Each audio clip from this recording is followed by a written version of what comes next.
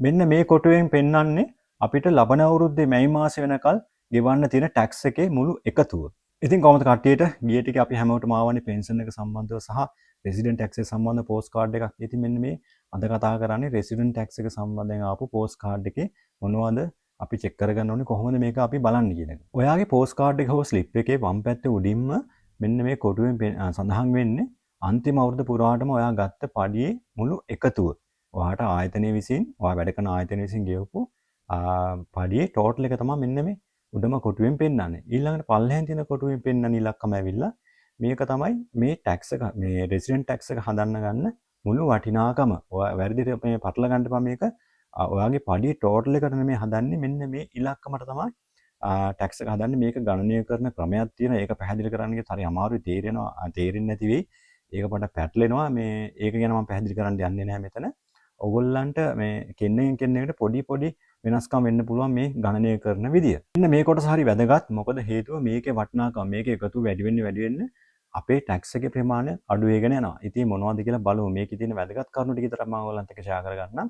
මෙන්න මේක එකක් තමයි මේ සකයි හොකෙන් එක. ගිය අවුරුද්දට අපි ගෙවපු සකයි හොකෙන් එකේ ටෝටල් එකක් තියෙනවා නම් මෙන්න මේ ටෝටල් එක ටැක්ස් එකෙන් අයින් කරන්න ගන්නවා. මේකට ටැක්ස් එක අය වෙන්නේ නැහැ.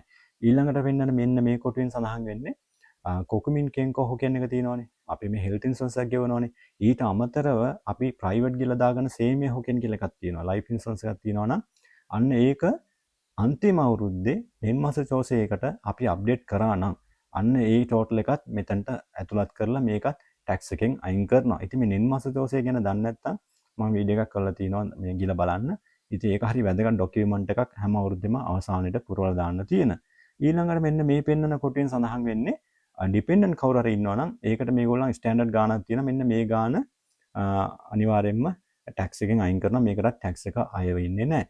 ඊළඟට මෙන්න මේ පෙන්නන කොටුවේ පොදුවේ හැමෝගෙම අයින් කරන ගාණක් තමයි තියෙන්නේ. මෙතන මේ ගාණට මේ ගාණ අනිවාර්යයෙන්ම හැමෝගෙම ටැක්ස් එක ගණනය කරන්න ගන්න ගාණෙන් අයින් කරනවා. මේකට ටැක්ස් එක අය වෙන්නේ නැහැ. ඉතින් මෙන්න මේ ඔක්කොගෙම එකතුව අරගෙන අර මං කලින් කිව්ව ටැක්ස් එක ගණනය කරන්න ගන්න ටෝටල් එකෙන් අඩු කරනවා. ඒ අඩු කරලා එන ගාණෙන් තමයි මේ 110 ටැක්ස් එක ගණනය කරන්නේ. ඉතින් 110 කියන්නේ අපි සිටි එකට 106ක් සහ ඉන්න කෙනෙකුට මේ ඉන්න පළාතට 104ක්. ඉතින් මේ 106යි 104යි එකතු තමයි මේ 110.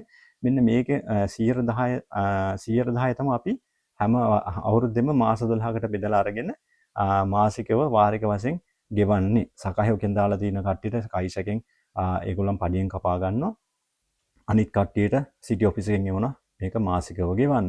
ඉතින් මේක මාස 12ට බෙදලා අරගෙන මෙන්න මේ විදිහට සඳහන් කරලා තියෙනවා මේ දැනුවත් කිරීමේ මේ පෝස්ට් එකේ. ඉතින් මේක ඔයගොල්ලන්ට බලා ගන්න පුළුවන් ලබන අවුරුදු මැයි මාසෙ වෙනකල් මොන කීය ගාණද ගෙවන්න තියෙන්නේ කියලා. ඉතින් මෙන්න මේක තමයි මට ඔයාලත් එක්ක ෂෙයා කරගන්න ඕනා තිබ්බේ මේ ගෙදරට ආපු පෝස්ට් කාඩ් එකේ බලන්න ඕන ප්‍රධාන කරුණු ටික. ඉතින් මේක මමත් මුල් කාලවල මේ ගැන එච්චර දැනුමක් තිබ්බේ නැහැ මේ ගැන.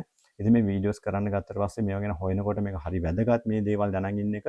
ඉතින් මේක දන්නේ නැති කට්ටිය තවත් ඉන්න පුළුවන්. ඉතින් මේ වීඩියෝ එක අය අයටත් දැනගන්න ෂෙයා කරන්න සහ මොකක් හරි අඩුපාඩුවක් තිබ්බා හෝ තව මේකට එකතු කරන්න දේවල් තියෙනවා නම් අනිවාර්යයෙන්ම කමෙන්ට් කරන්න. එහෙනම් හැමෝටම ජය වේවා.